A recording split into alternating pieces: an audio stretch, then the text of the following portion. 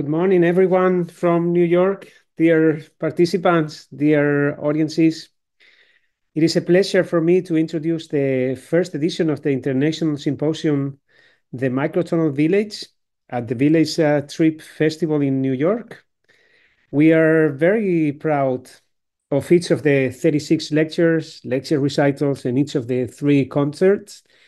Focusing on the American primitive, this is a wonderful gathering of microtonal specialists from all over the world, introducing very different aspects of microtonality, including new ideas and new compositions, and world premieres at the Village in New York. There are 38 participants. Some of the lectures are shared by 2 specialists.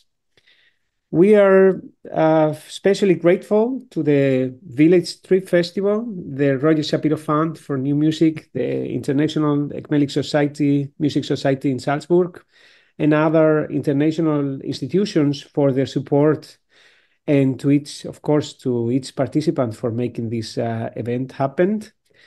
And yes, thank you to those institutions supporting the participants with the trip to make it to New York. Some of you couldn't make it, and so this is day 1. So we are about to start in a few minutes. I will give you a few minutes to grab a coffee. I already have mine. Okay, ladies and gentlemen, dear participants, welcome to the symposium, the Microtonal Village. Good morning from New York, Georg Vogel. Good afternoon, late afternoon in Vienna. I believe you're in Vienna. Yes. In Austria. It is a pleasure to have you here to start the Microtonal Symposium, the Microtonal Village. Georg Vogel concertizes as the ensemble leader of the following project, the 31-tone band Die Silton. I must say, it was supposed that they come here, but there were some problems with the traveling visas. So this is why we're going to have instead a lecture by Georg online. The GVT trio, Vogel, Letna, Stemeseda, Vogel, Stigny, Vogel, Flower, and the 3, as well as solo on the piano and Claviton, the new 31-tone instrument developed and built by Georg Vogel between 2012 and 2023. The newest album releases include Narris 2023, Die Silton 2023, Natur Aufnahme 2023, Georgema Volume 2 2023, Georg Vogel Piano Solo liefert Hellbrunn 2022, Flower 2022, Didiofeo 2022, and 3Y 2022. Georg Vogel is a composer for his ensembles in 12 and 31-tone system based on his specially developed enharmed tuplet approach for enharmonic instruments, including about 70 works for solo to quartet, as well as the commission Vermittler Säure for mixed bigger ensemble.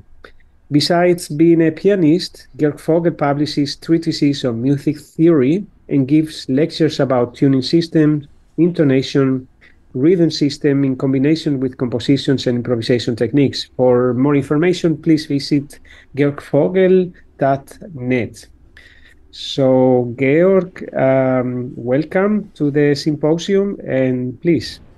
Hello everybody, and thank you, Agustín, for this introduction.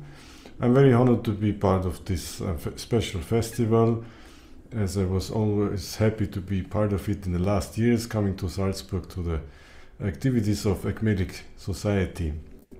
So the subject of my little speech is this instrument beside me. It's the acoustic Claviton, and I'm now happy that it is ready for performing and ready for the stage. Short introduction about music theory behind. This instrument is about the 31-tone system coming from the Meantone approach. That means the basic questions of how combining thirds and fifths, have there's some possibilities, and Meantone is about dividing the syntonic comma 4 times and then equally flattening the fifths. So fifths are tempered, and 5 to 4, the major third, is pure. And this is the base of this enharmonic space. So the diathesis, that means the enharmonic inversion in the octave of 3/3 is fully transposable. So there is no comma interaction, and there is no need of distributing the comma somewhere as we have in 5-limit harmony. In this case, it's mean tone. That means there's just one tone, one category of tones, one whole step, as I guess most of you are familiar with that. So just for a short overview at the beginning. And so there's no difference, as I mentioned, between the tones, no greater or smaller whole step, sorry. But, as I mentioned before, there is the diathesis, the enharmonic interval, which is the smallest of this tonality. And so the difference between D sharp and E flat, the difference between G sharp and A flat. And the keyboard of this instrument, of the Claviton, as it is called, comes from the hexachord approach. So it's about transposing the initial tonal structure, which is the hexachord, with the solfeggio from ut to la. So ut, re, mi, fa, sol, la, and no T, because T, as we all know, was introduced later in order to be able to have all steps of the octave. But actually, the tonal theory behind hexachordal, behind the hexachordal approach, and also behind the keyboard of the Claviton, because the keyboard of the Claviton perfectly shows the hexachordal theory, is not an octave scale. It's from ut to la. And I can play this on this instrument to give a first impression.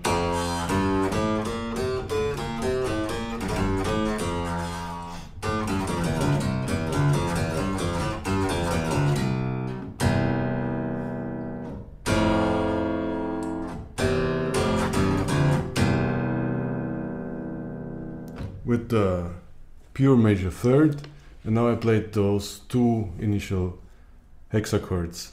So it's about interlocking hexachords. And then the necessity of black keys occurs. So the first one, as we know, is the B flat when transposing from C to the F hexachord. This one is C and then going to F.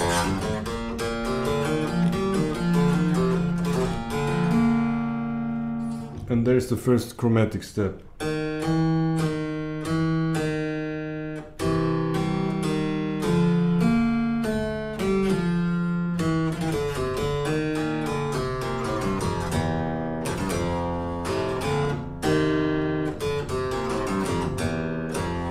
So the outer interval of the hexachord is this diminished octave, as we all know from the initial letters of Johann Sebastian, is B, A, C and H, which means B, A, C, H. And actually I love investigating his work because it perfectly works along the borders of this tonal space called the hexachord. So within this logic and with this, using this technique, you can expand the tonal range, going to the flats and going to the sharps. And when doing this, the amount of black keys rises. So the first black key is the B flat. The second one below the G hexachord is the F sharp. and then the third one is the C sharp in order to have the major third of A hexachord. And then the next one is the G sharp below the A and stop so far. So, and on the other side it's C and then ascending to the F and then followed by the B flat. And then the Fa of B flat, Ut, Re, Mi, Fa is the E flat. And now the first diathesis collision is can be observed. So we see that the E flat is the Fa of the B flat. But if we want to make a cadence in E, then we don't have the diatonic semitone below. Because this one is a diminished octave or a diminished octave. And in this case, we need to introduce the D sharp. And the difference between D sharp and E flat in this tuning sounds like this. On the one hand side, the D sharp is part of the B hexachord.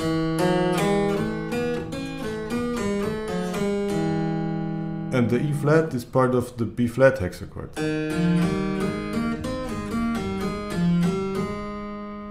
And now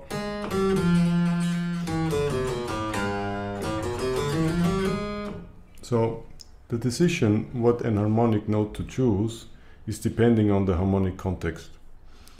And so also this was what I was now giving a little introduction on is kind of the progress of the keyboards historically. So the very first keyboards found with this split sharps, as it is called, is from the late 15th century, and then this technique was then many composers and instrument builders worked on this technique to be able to expand the range of tonalities. So to make cadences not only in the keys you know, like from F or let's say B flat to A, but also to go beyond within the intonations of quarter tone, not quarter tone, quarter comma mean tone. And so the amount of intonations in the octave raises, and then you have 19 in the octave if you have every enharmonic change of every black key. So for instance the C sharp, and then you have the D flat, and then D sharp and E flat, and E flat and F, and F sharp and G flat, and G sharp and A flat, and A sharp and B flat, and B sharp. So this is known as the cembalo chromatico range, and then it gets expanded even more up to, as I mentioned before, 31. And at 31 there's the possibility to close the chain, and then you have a cyclic tonal system. Maybe Agustín, you can play the Beispiel Nummer 1. Yes, so I'm going to share the screen, and I play it here, and share, optimize sound, optimize mobility. And which one? This one? So these are the videos, and I sent you also two audios if you found them. Yes. One audio is here. So yeah, this is the second one, and if you can play the first one. Yes. Yeah. The first one gives we can listen to all 31 keys going the whole cycle. Thank you. Okay. So,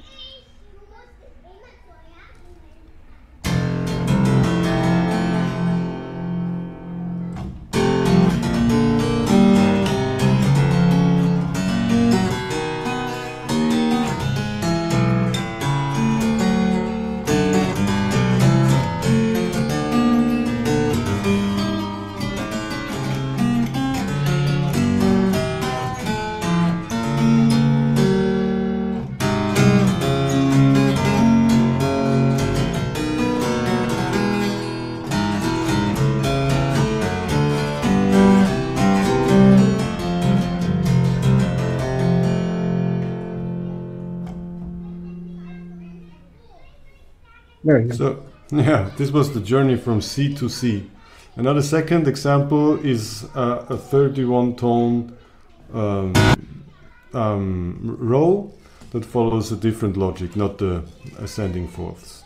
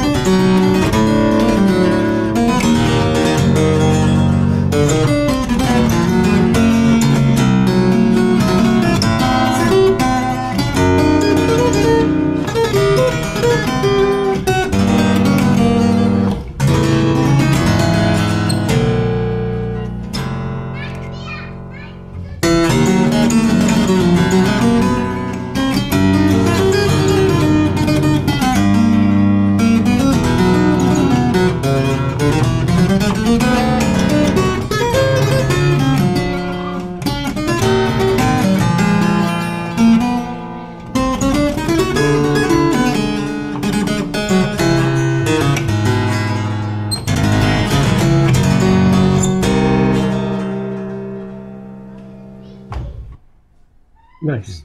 Yeah, cool. So again, this involved all 31 bass notes, all 31 intonations available in this tonal system, and connected by diatonic melodies, so to say.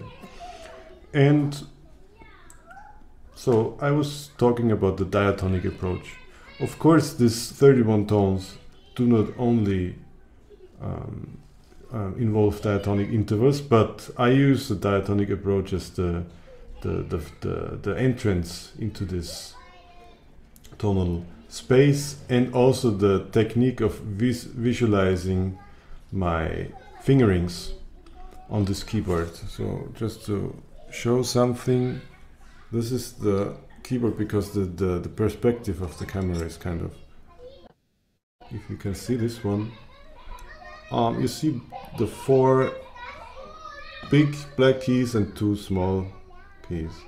So yeah, it's B, B sharp, C flat, C, then C sharp, D flat, C double sharp, D double flat, and D. All my Claviton instruments have this keyboard layout.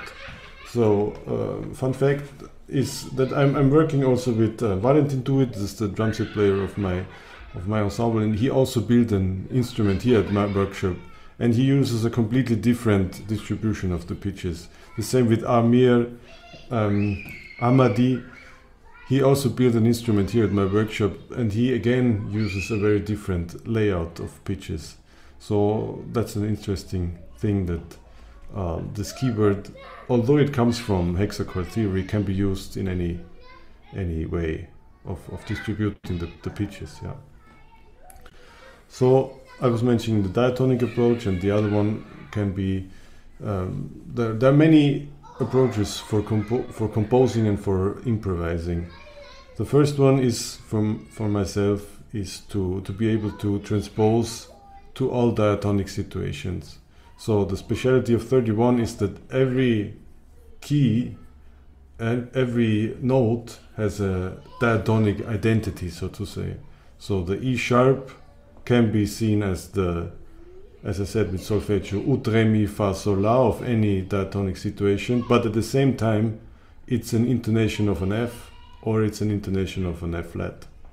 So this G and E sharp, for instance, that's 7-4. So 31 is perfect for 7-limit harmony.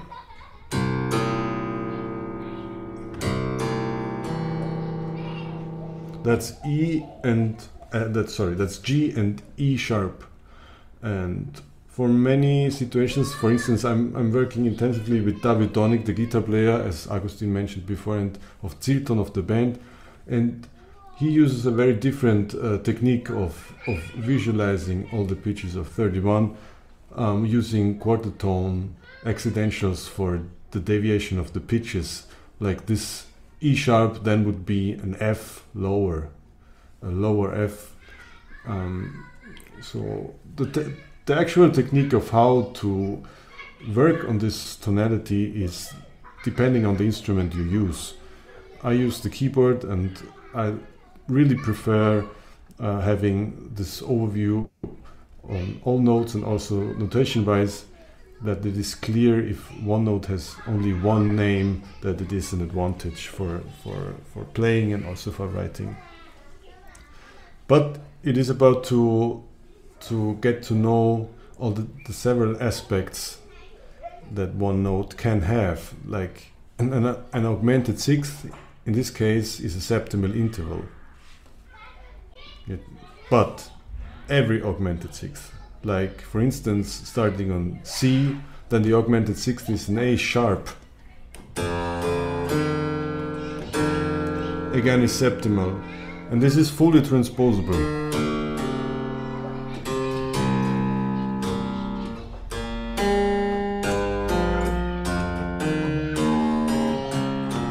And so on. And I made some arrangements of pieces that are in between 5-limit and 7-limit harmony. And Agustín, if you want to play this other example with Pamela, the theremin player, where I arranged the piece for Claviton and theremin. That's the video.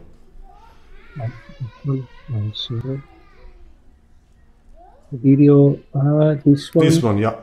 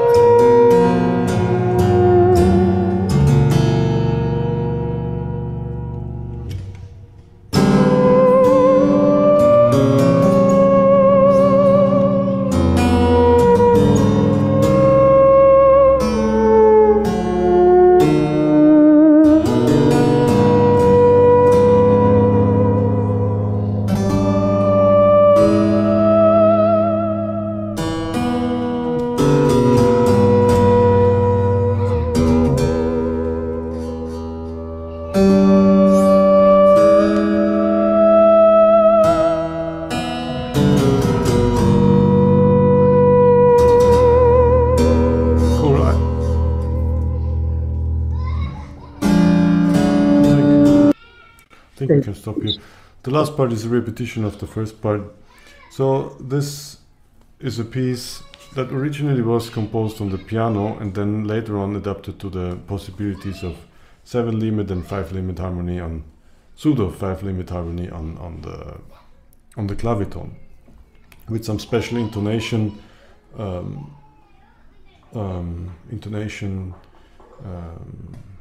deviation with septimal approximations. When composing, I really like following different paths for the instrument of the claviton. As I was mentioning before, diatonic, also septimal based, for instance, combined with 5-limit, but also only septimal. It's also possible, like for instance, pentatonic based music. At the same time, 31 is also a great tool to approximate the harmonic scale up to 13. So you have pseudo intonations of 11 and 13 that sounds like this.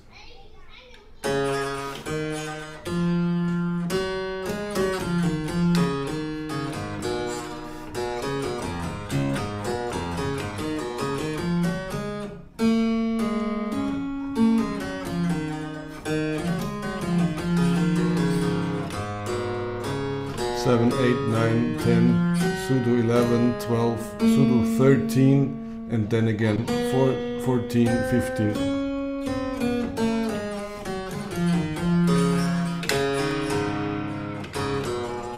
I've been working on some fingerings for this scale from 7 to 14.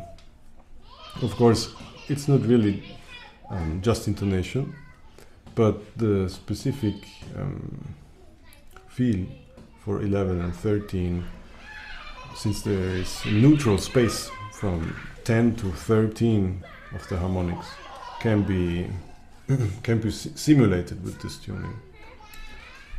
As we know, from 10 to 13 the intervals get smaller. In this case it's the same interval, like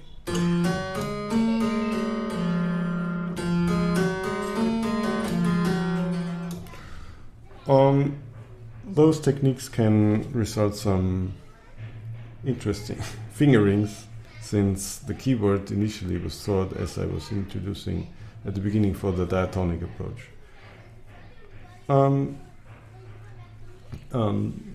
A third approach I followed for composing, especially for the ensemble of Zilton in the last years, was octave varying subsets of 31. So then you can compose on instruments with 12 keys per octave, like the piano or the Fender Rhodes piano, and then transform those pieces and learn the music again on the claviton with the different keyboard. That's a very interesting process where you have all the music already in mind and you can play it, but on a different keyboard. So you're just learning fingerings, not the music. And those are 3, 4, 5 approaches that can be followed independently, and I like to bring them together in the compositions. And there's also another path with Karim Otman Hassan, oud player, friend of mine. We play Ottoman court music of 18th century and 17th century, and recently we started to make a new album, and I want to share with you this first track we recorded. That's the video, the second one I sent you.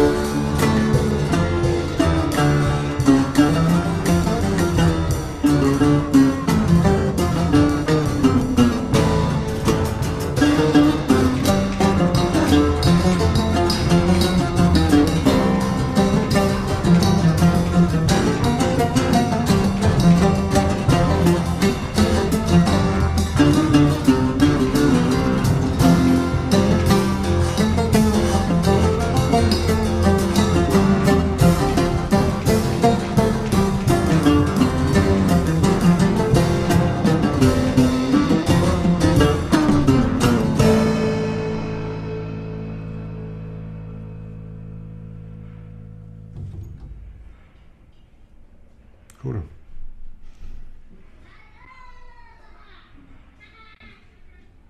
Right.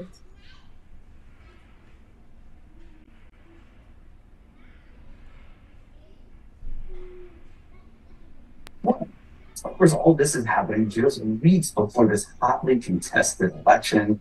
Now, how we stress politics play no role here. That the Fed only does what they believe is right. I asked Powell the idea from former President Trump that the sitting U.S. president should have a say in where interest rates go. And Powell, he made clear he's not a fan of that idea. We do our work to serve all. We're not serving any politician, any political figure, any cause, any issue, nothing. It's just maximum employment and price stability on behalf of all Americans. It's a good institution. Yes, Georg. So I'm very thankful for this opportunity to share the work. And are there any questions from? Yes, I wanted to say this to Christian. I muted Christian because we are not yet in the question time. I wanted to say first, I mean, you still have 1 minute, Georg, so you can continue with your lecture, and or we can go to questions, and then we have 10 minutes for questions. Yeah, let's go for questions. Yeah. Okay, so yeah, you can raise your hand, you can write something, and I will try to moderate this my best. Okay, so sorry that I had to mute you, Christian. I don't hear you. I didn't hear myself very good, the voice. I don't know about you, Georg. Yes, works very well. Okay, in my computer, I couldn't understand some parts, but yeah. Okay, so let's go. So, Christian.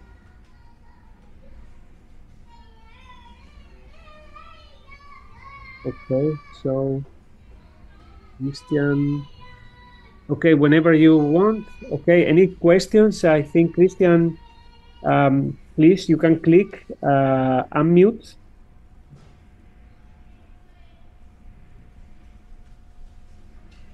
Okay, any questions on the group while Christian is setting the sound, I guess?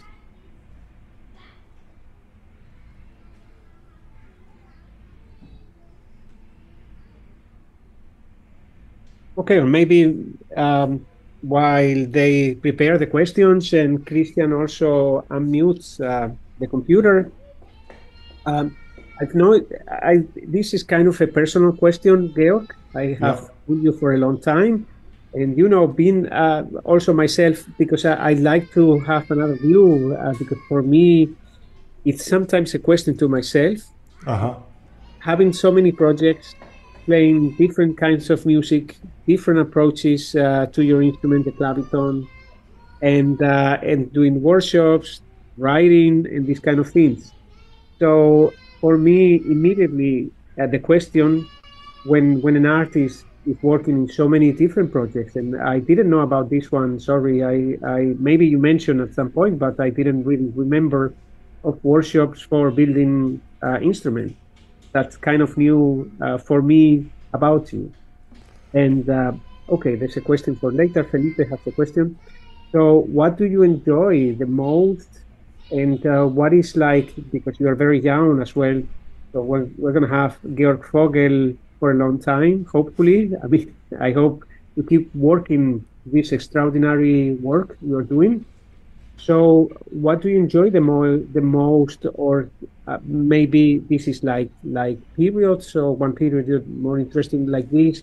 Because also I know that for the brain, when you do, in my case, 2 different projects, sometimes you need to have like a different kind of brain when you do the writing or the Yes. presentations or whatever. So can you say anything about this and maybe some future plans? Yeah. Thank you, Agustin. So basically, it's from the perspective of a composer. I developed many efforts because I wanted to bring my pieces to stage and work on the recordings. So this also was a huge aspect for building the instruments. And when collaborating, I really like the difference of the approaches with different people to interact, and this, yeah, I really like it.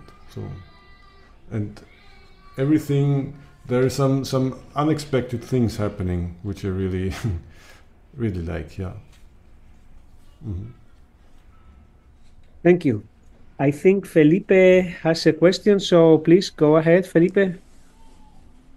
Hi, Agustin. Hi, Georg. Thank you for your wonderful presentation.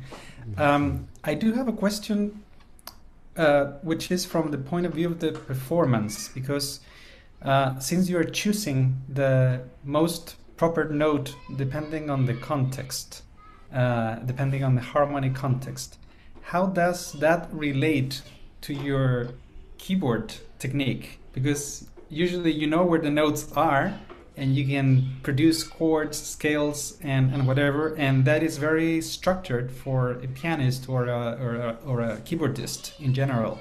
So I would like to know how has been your process of adjustment and continually adjusting to different contexts. So there's no, I guess there's no one mechanic for the instrument, but multiple mechanics depending on the context, on the harmonic context. I wonder if you could elaborate a little bit on that. Yes.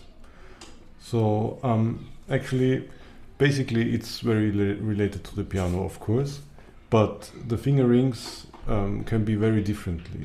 So especially of the thumb, you try to make everything with 4 fingers actually, and the thumb is just for white keys, and very rarely you play it on the black keys, for instance.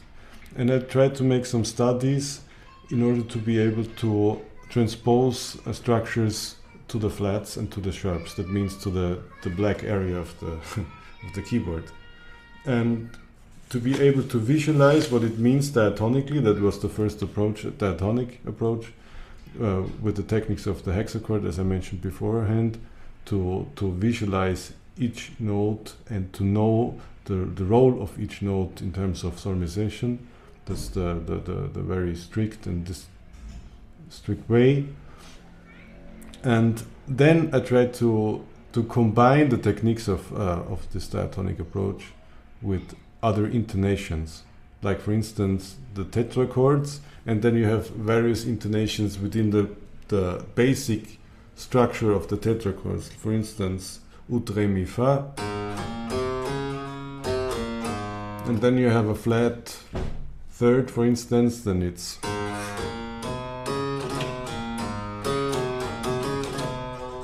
and then you keep all your fingerings, everything you worked on, the initial tetrachord, like ut, re, mi, fa, the inversions, but just change this one intonation, for instance. So this was the undecimal approach, but also, for instance, for re, mi, fa, sol, and then re, mi, fa, sol, you can put the neutral interval somewhere else. And then again, make all the inversions.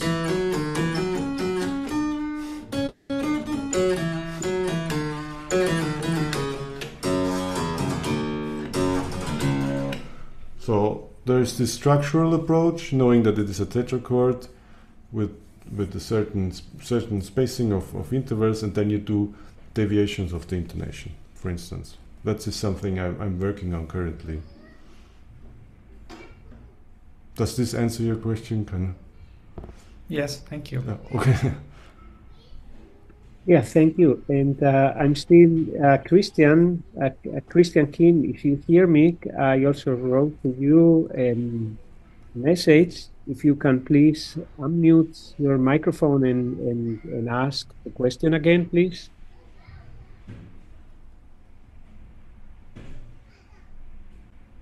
I cannot do this from my computer, Georg. I mean, we still have 3 minutes in the group. Any other questions? I'm checking also the chat. Maybe somebody else has a question. Yes. Hello. Congratulations to Georg Vogel for being so successful with really producing music.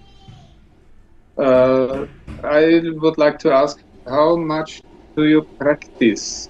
How much do you practice more than a traditional key system? So this really depends on the actual project, but there's some basic warm-up exercises that I really do regularly on the Claviton, and again connected to the tetrachord and hexachord diatonic approach. I try to be fluent in all keys, so I try to repeat over and over the different fingerings for the tetrachords.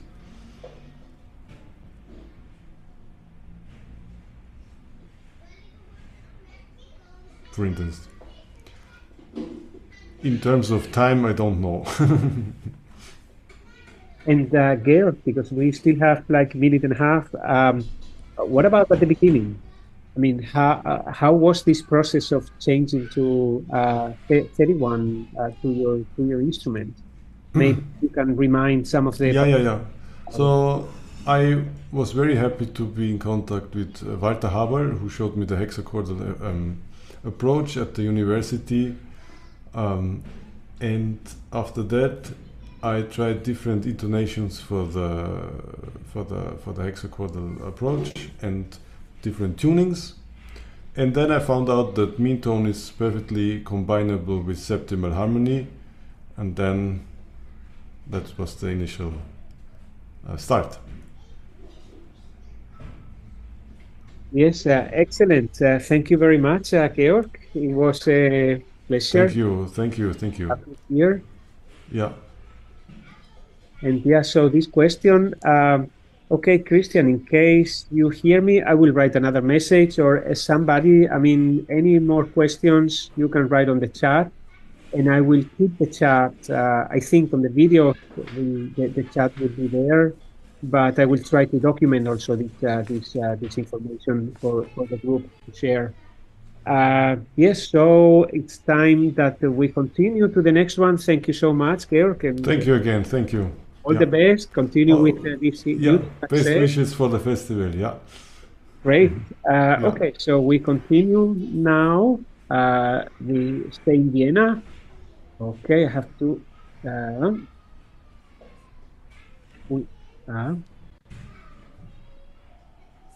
So the next presentation is going to be by Ulf-Diether Soyka, and it's called Microtonal Modulations.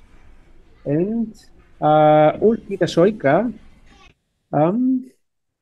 was born in 1954 in Vienna and has published several microtonal lectures in Symposium books of the International Ecmeli Society in Salzburg.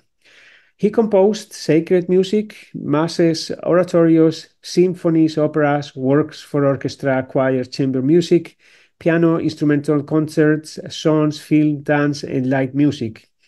Starting from tonal dodecaphony, he explored connections between chromaticism, microtonal music, and non-European tonal systems. His melodic opera Ninja, a concert performance in Birmingham in 2012, uses micro-intervals as leitmotifs for a humanoid robot. His third symphony, The Unplayable, is completely microtonal. After his studies with Friedrich Serra and Othman Sweetna, Soyka worked as a conductor, works of composers expelled in 1938, in example, as an assistant at the Music University Vienna, MDW, and as a lecturer for composition and avant-garde music at several conservatories. His micro etude published at Universal Edition, are helpful for students in ear training. So please welcome Ulf-Diether Soyka. Welcome to the Microtonal Village. Welcome. This year I concentrated to microtonal modulations because I'm most interested in micropolyphony. And I produced my lecture as a film. I hope you got it. Could you start the film? Yes. Tell me when I can share. Yes. Okay, please.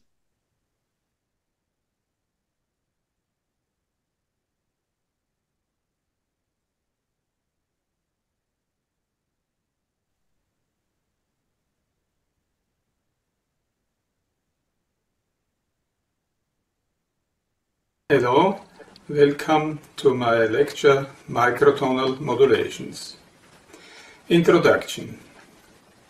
Function models for microtonal modulations have theoretical and practical mediating effects between traditional and ecmelic microtonal music.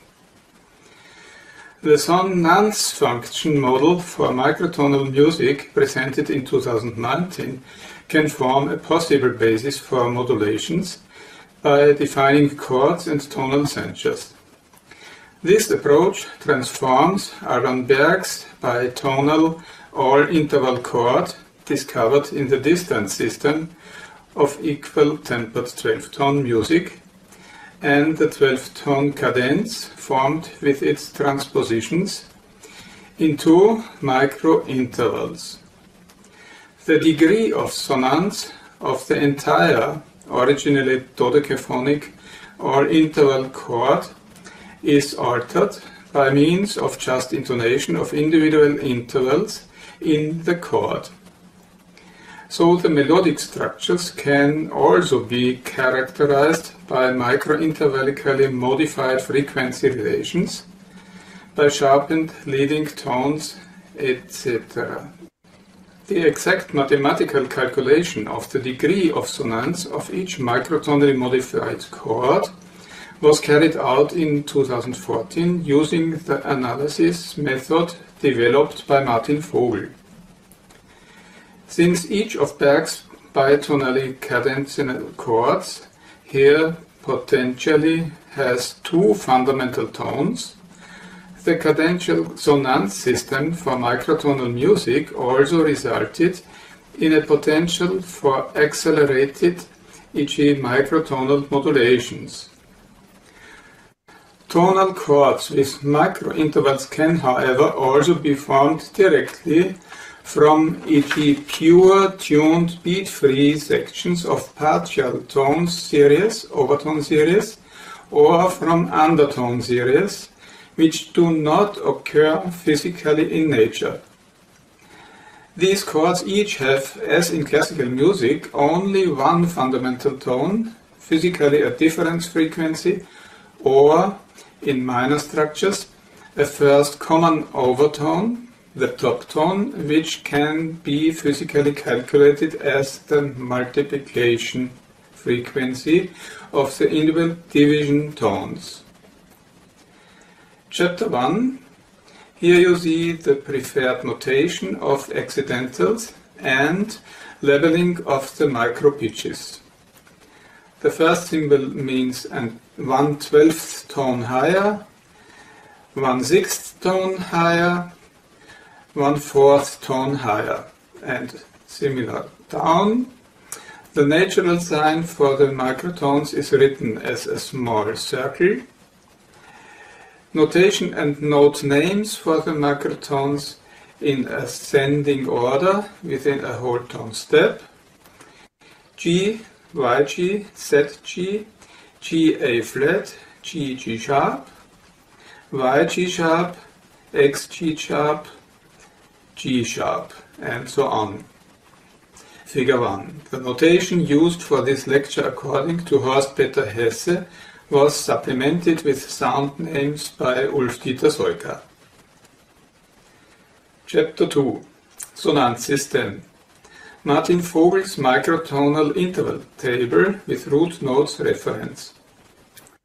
Martin Vogel has presented the 171 tone system in the form of a table in such a way that the simplest possible pure tone derivation is given for each microinterval size. In Vogel's table 7, the 171 node system, for example, the interval size of 16.14 cent C to C sharp without comma marking is derived from a superposition of 3 pure fifths 2 to 3 plus 2 beat-free thirds 4 to 5 plus 2 pure natural sevenths 4 to 7 with subsequent transposition of the resulting frequency into the octave position of the original note. Figure 2. The sonance derivation of microintervals by Martin Vogel. Vogel's derivation shows how microintervals whose cent intervals are given are converted into tonal frequency ratios and approximately vice versa. Since Vogel was not concerned here with modulations, his table does not give a tonal chord matching the microinterval, but the fundamental tone and the degree of sonance of a two-tone microinterval, C to B sharp, C to C sharp, etc., can be determined indirectly by means of this table. The resulting chord does not necessarily have to be related to a root note of a major partial tone series, but if viewed the other way round, each of the microintervals can also be interpreted or used as part of a reciprocal undertone series, a minor partial tone series with a common top tone. Vogel's intention was to enable pure intonation of frequency ratios without beat German schwebungsfrei. It is just intonation of the chords on whose microintonation the consonance or dissonance as well as the interval size in the melody formation depended. In other words, a sonance system. Chapter 3. Distance system. Logarithmic octave division with Alois-Haber. In contrast to this rational numbered frequency calculation, Alois-Haber preferred equally tempered microinterval pitches, e.g. for melodic purposes, with logarithmically equal cent intervals between the microinterval steps, 12th notes, 6th notes, etc. It is a distance system. Figure 3, Alois-Haber's microinterval accidentals for equal tempered pitch stock. Chapter 4. Differences between the distance system and the sonance system. Every historical tonal system, every tonal scale, etc., can not only be interpreted from a single perspective or derived from a single law, from distance or sonance, but pitch parameters can be categorized into at least two pitch order systems when each interval is sounded. On the one hand, based on the perceived sonance impression, the degree of consonance between consonance and dissonance, and on the other hand, based on the cent distance between the two tones. Each interval has on the one hand a pitch distance and on the other, often independent of the distance, an interaction of the two fundamental frequencies, potentially even with successive intervals. It is an interval sonance. Frequency ratios of the sonance system, which can traditionally be calculated with integer numerical ratios, can never correspond exactly to the frequency range of logarithmic systems in cent distances. with the exception of the prime 1-to-1 and the octaves in equal tempered dodecaphony, or more generally, with the exception of the logarithmic prime number itself. With a microintervallic tone stock, the question of internal relationships, correspondence or difference between the sonance frequency and the neighboring distance frequency therefore becomes relevant for modulatory possibilities. Chapter 5. Martin Sierek's tabular comparison between 12-tone system and pure microintervals. Figure 4 shows ecmelic microintervals between logarithmic semitone distances. In this table, the proximity of the Alphorn Fa, the 11th partial tone, to the logarithmic quarter tone F sharp, related to C major, is clearly recognizable. See the position of the interval distances 12 to 11 and 11 to 6 in the middle between equally tempered tones. Here, for example, between whole tone and semitone. Sierek's table thus provides a kind of bridge between the two different traditional musical intonation models and notation methods. It can also facilitate the understanding of tonal chord and modulation tables on the one hand and equal tempered pitch tables on the other. Chapter 6. Potential synthesis of sonance and distance system. Both systems, sonance system and distance system, only coincide sufficiently in microintervallic practice when at least 144 tone steps per octave are used.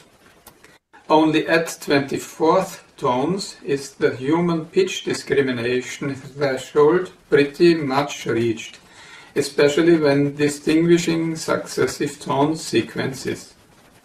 However, when frequencies differing by a 24th tone are heard simultaneously, beats between the two tones are still perceived, even if the two minimally different frequencies are no longer heard as different pitches sounding at the same time, which incidentally varies in complexity depending on the octave position.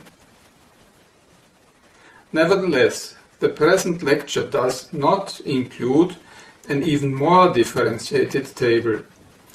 The system noted here is limited to modulations within the 72-step microtone system and favors its interpretation as a sonance system. Chapter 7. Pitches and interval sizes. Firstly, interval sizes are considered below. Within the 72-step tone system, they can be systematically arranged in tables in such a way that each interval can be represented as two partials of an overtone series or undertone series. The overtone series is defined by its fundamental tone. The undertone series is defined by its top tone. Each of these two tone intervals can therefore also be supplemented by further partials to form a tonal chord.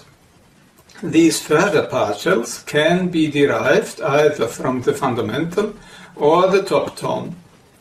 This means that each microinterval can act as a part of a tonal chord structure, or each microinterval size can be accompanied by suitable chords, for example in the sense of traditional or jazz harmony. And each of these microinterval chords can be followed up in microinterval modulations by subsequent further microtonal chord structures, so that they can be interpreted as a component of musical modulations. Chapter 8. Relation of the different microinterval sizes to microtonal chords. The following table consists of 6 subtables, listed next to each other, each of which has 4 columns. In the next 4-column table, on the right, all tone ratios and tones are each transposed 1 syntonic comma, quasi a 6th tone lower. The fourth 4-column table in the center, seen from the left and the right, is the easiest to read, because all microtones in the interval column are related to the piano note C. With the following tables, all possible interval sizes within the 72-step tonal system can be found and related to the simplest chord tonality, especially if the entire table is also chromatically transposed 11 times, which has been omitted here to save space in the manuscript. In the first line of the table, you will find the prime interval with the frequency proportion 1:1 between the higher and so-called lower notes, which are of course identical in this line. And next to it on the left is the simplest possible fundamental major tonality, and on the right the minor tonality under the indicated top tone. In the second row of the table there are 2 pitches with a distance of a 6th tone between them, analogous to the frequency proportion 81:80, the syntonic comma.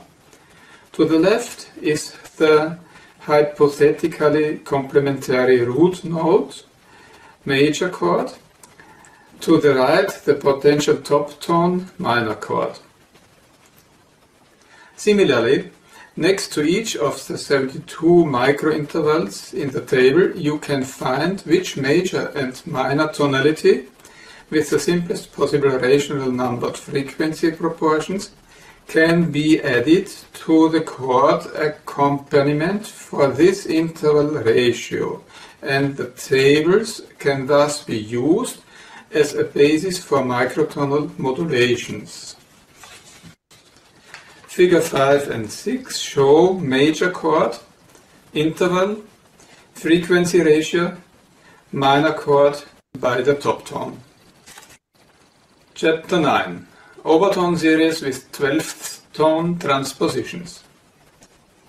In the next 2 tables, overtone rows up to the 23rd partial and undertone rows down to the 23rd divisional are transposed 72 times by a 6th tone each.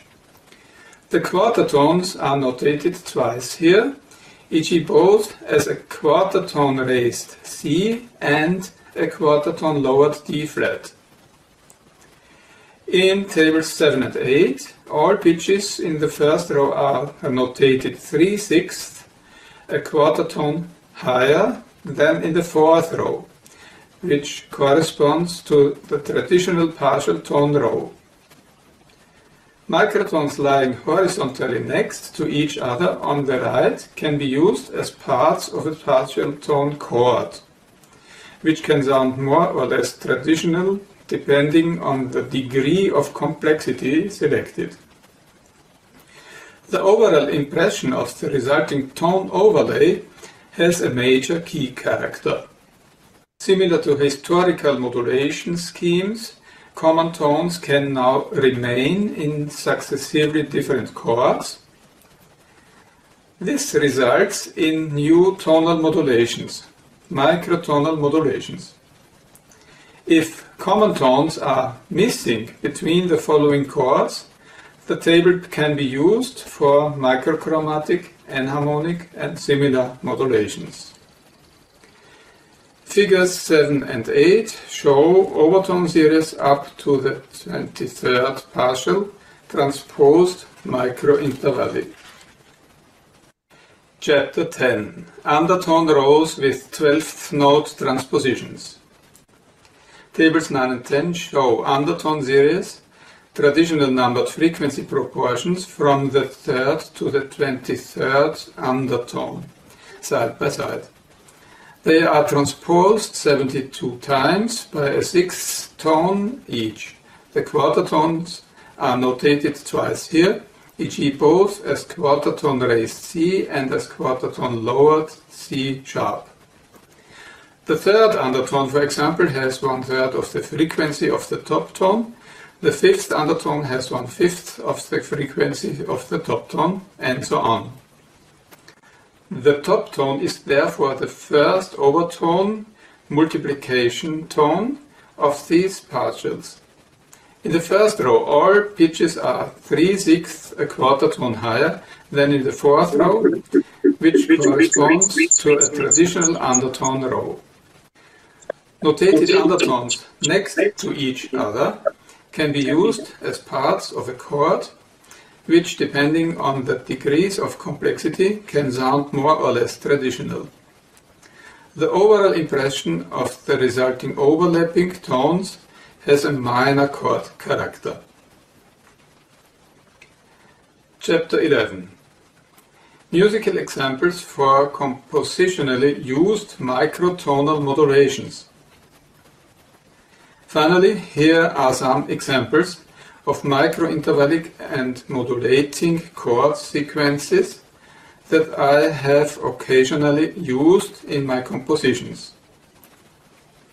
Figure 11. The pedal point is in the upper voice for 6 chords. Each of these chords can be left cadentially, microchromatically, or similar.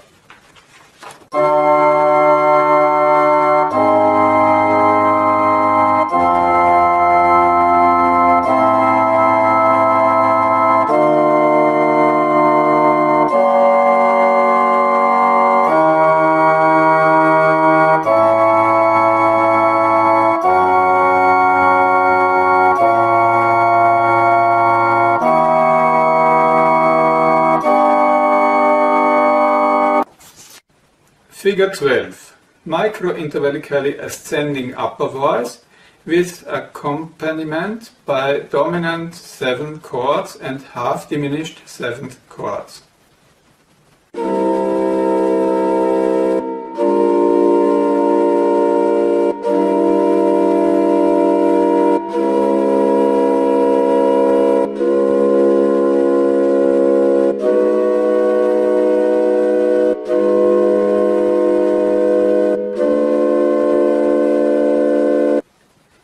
Figure 13. 3 tonal chords with a microchromatic descending upper voice are transposed down a semitone 3 times each.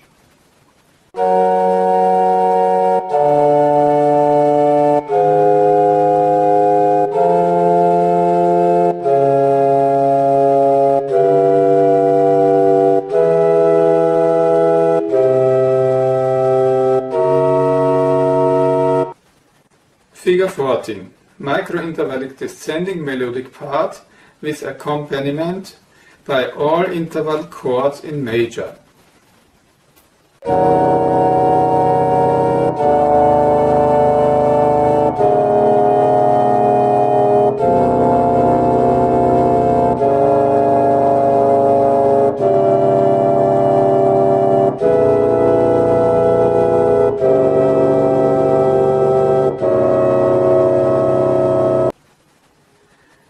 Figure 15.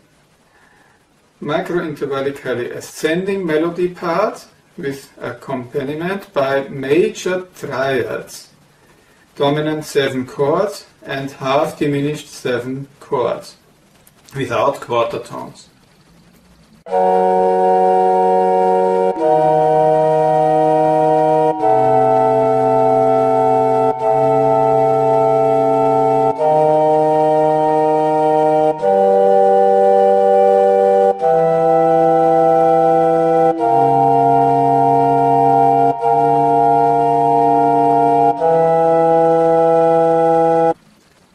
Figure 16. Microintervallic ascending melodic voice with accompaniment by all interval chords in major.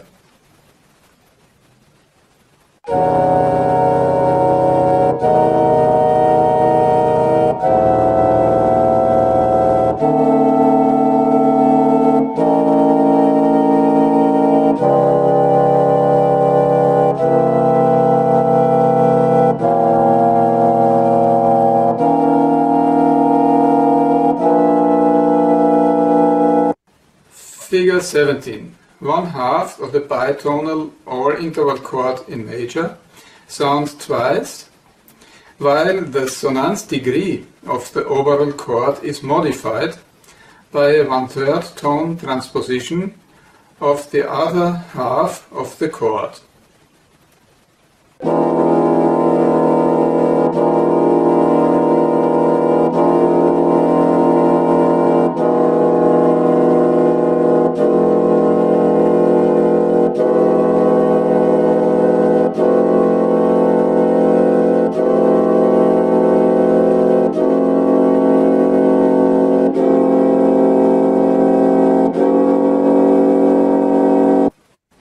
Figure 18. All interval chords in major accompany a microchromatic upper voice.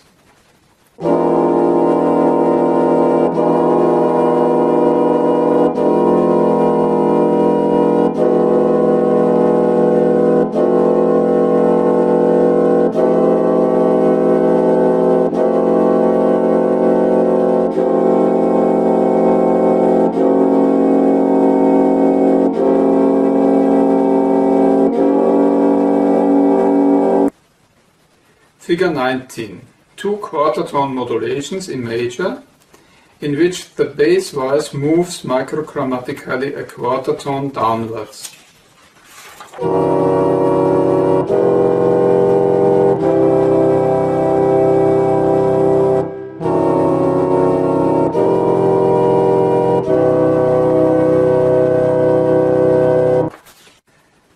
Figure 20. Two quarter-tone modulations in minor, in which the bass voice moves microchromatically a quarter tone downwards.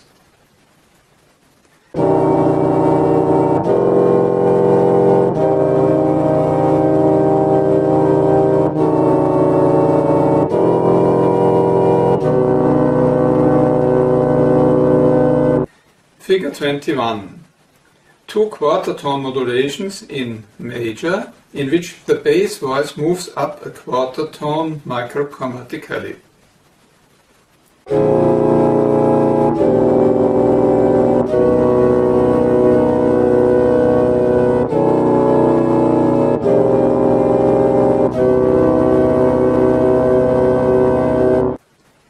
Figure 22. Two quarter-tone modulations in minor, in which the bass voice moves up a quarter tone microchromatically.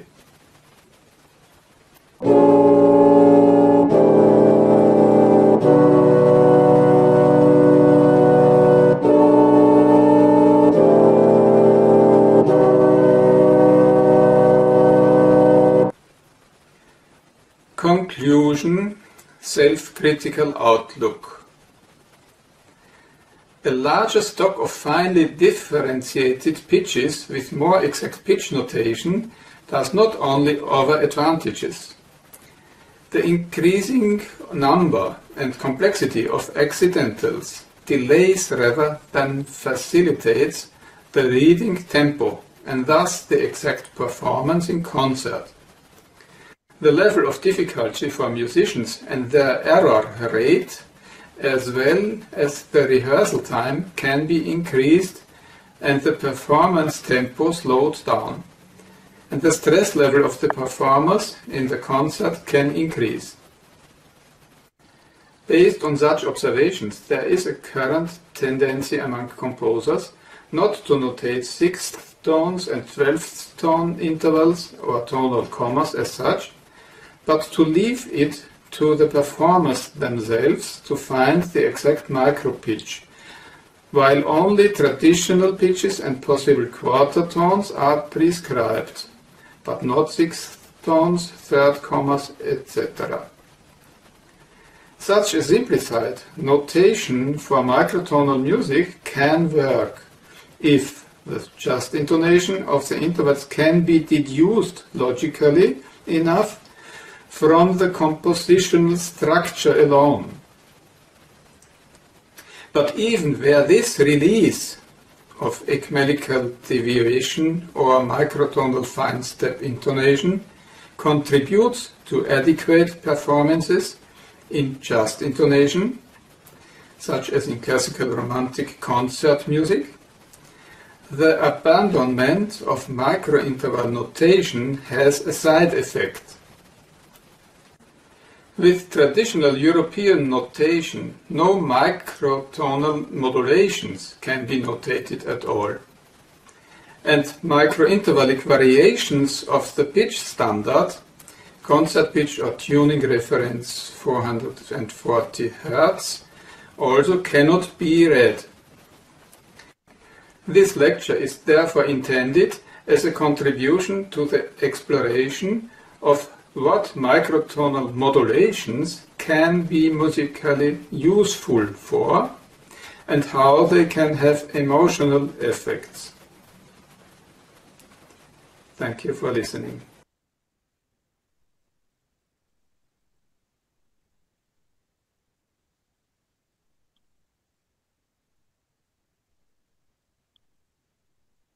Wait, thank you very much. Now, thank you very much. Congratulations. And yeah, we are very good with the timing. We still have 12 minutes. And I would like to mention first, if you allow me, that some of the examples, so all the tables that we could see, and even the scores, it was a little bit hard to see the quality, at least on my computer. I don't know about the rest of the participants, but I would like, to remind all the participants that there's a possibility to publish these papers on an article at Mackinger Verlag, at the edition Mackinger in Austria. So I will be in a couple of months, as soon as I have a little bit of space of time, I will be asking you, and I will be editing your papers if you wish. And so maybe these tables will appear on this book, I guess. There's a possibility. Otherwise, if somebody, my suggestion, maybe Dieter, you could provide these tables to some of the participants who would be interested to see clearly, in case in every computer was the same, because I was sharing the screen, so I'm afraid that maybe the quality was not perfect. So maybe they can see this in a better way. So okay, I have seen now. Maybe I could share now. Or yes. Oh, I cannot. Later at some point. I mean, we have time. Today is all day online on Zoom. So anytime maybe you can upload the PDF or the PDFs or something like this. Okay. Or somebody's interested. So we can amplify the example so we can see much better. And I would like to ask in the group if anyone has some questions. We are very good with the timing. We have 10 minutes. So please, everyone.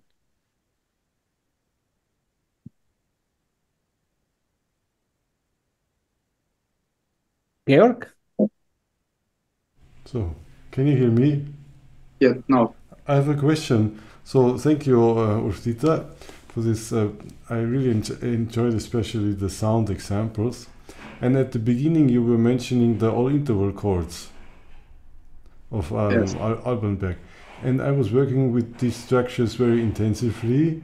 And I wonder if you know a formula how to generate these all-interval chords for each equal division of the octave. So I know some of 12, but I just found them out, and then there is this famous book of Forte and so on, of set theory, where all these interval chords are mentioned, but there is no really structured approach now. As far as I know, maybe you know, that's a question. It's not published. It's only part of my master thesis at Music University Vienna. Aha. And it is in one of our books. You can find, I think it was 2021 or 2019. In this book, Microtonal book, it is. Aha. Cool. Perfect. So it's the book published of the Salzburg. Yes, by Agustín. Yes. Agustín. Aha. Or interval chords. One of them. I could look which one. Maybe I find it fast enough. I can remember myself right now. Sorry. Yes, it was the book number 2, and this was in 2019. There I spoke about this function model music, model of microtonal music. So it's the volume 2, Georg. If you come to Salzburg, Georg, let me know. I give it there. Perfect. Yeah. Okay, thank you. For me, very interesting was now these holidays, I was able to read the 5th book of the last year's Symposium. And there I found this very, very interesting article, lecture from Anthony Villavicencio. Very interesting for me.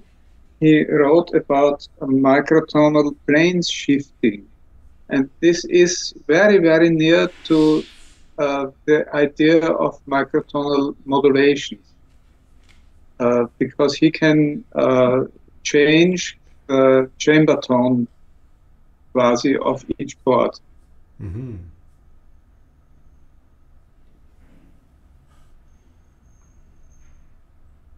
Okay, any more questions in the group, please? If there is no question, you could start a little bit of music. The example of my polylingual microtonal fugue that Pacem Domine. Okay, in this case, I don't want to be selfish. I already talked before. I tried to collect questions, but you go ahead, Georg. There's one more question. So the interface, the keyboard behind you, can you give a little introduction on this?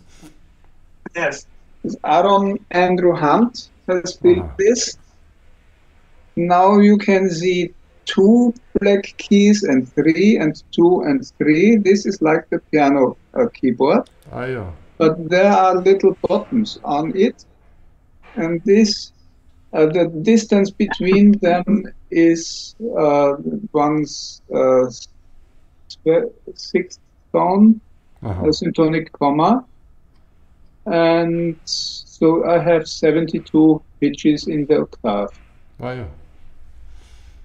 And I made colors on it for finding easier the connection to the keyboard of the enharmonic organ of Hans André Stamm. The yellow keys are identical to the 0 series of Stamm's Pythagorean scale. And this is red is 1 comma higher, and green is 1 comma lower, and so on. I go more near. I think you can see better. It's hard to play, but it is very good for composing and recording. It's not live. And it's good for music theory. Interesting. Thank you. Okay, great. And so, before we go to this example, I already prepared it. I'm also curious, kind of similar question to Georg before. So which one, when you were talking about distance and sonance systems, which one do you prefer, Dieter, and which benefits do you find more attractive from both the systems in the practical way? If you have any thoughts about how you compose. In melody, I prefer distance system, and in harmony, I prefer sonance system. And I know it's not identical. Only if I would have 144 keys, then it gets really near together. Yes. Okay. I have here, if you like, and if I can. Oh no, we cannot share the picture and the audio at the same time. Is it correct? If I could share, then I could bring the music and the score. I guess so, yes. You can use But one. I think I cannot. Ich kann euch den Bildschirm freigeben, glaube ich. Kann ich nicht. I don't know actually how you are using your material. Oh no, here is written you have to activate that I can share. But if you wish, Dita, we still have 3 minutes. I can play your example. You play. Okay, please. You want? Okay, so I share the screen. So we have a last example. And okay, it's optimized already. And why? I have this anyway.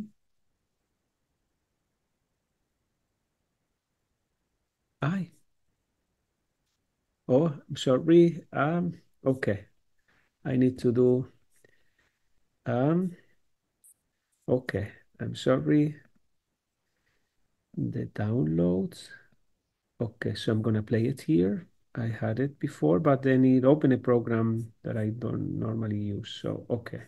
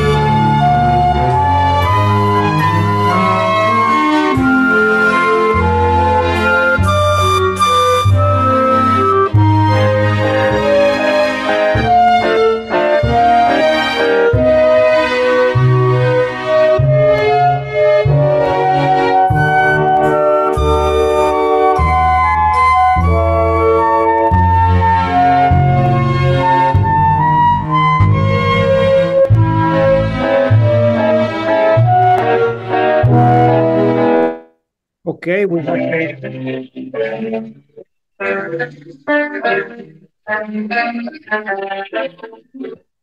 okay, we have a few seconds left. Now it's time. So thank you very much, Ulf-Diether. Congratulations for your presentation. Thank you for great help. Wonderful symposium.